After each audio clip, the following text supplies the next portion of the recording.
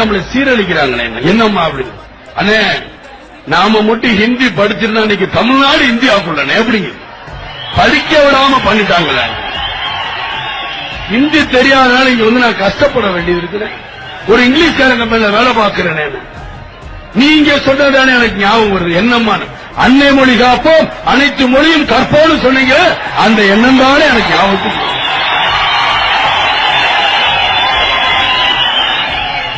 அந்த சகோதரி மாதிரிதான் நானும் அனுபவப்பட்டேன். படிப்பறிவு இல்லாம போச்சு. தமிழ்ங்கிற பண்ற நான் தமிழை குத்தம் சொல்ல. நம்மளுக்கு தமிழ் தேவை. தமிழ் ரெண்டு கண்கள் மாதிரிதான். நான் இல்லைன்னு சொல்ல வரல. தமிழ் நம்ம சுவாசம் மாதிரிதான் இல்லைன்னு சொல்ல. ஆனால் இன்னைக்கு இருக்க காலத்துல எல்லா மொழியும் நம்மளுக்கு தெரியணும்.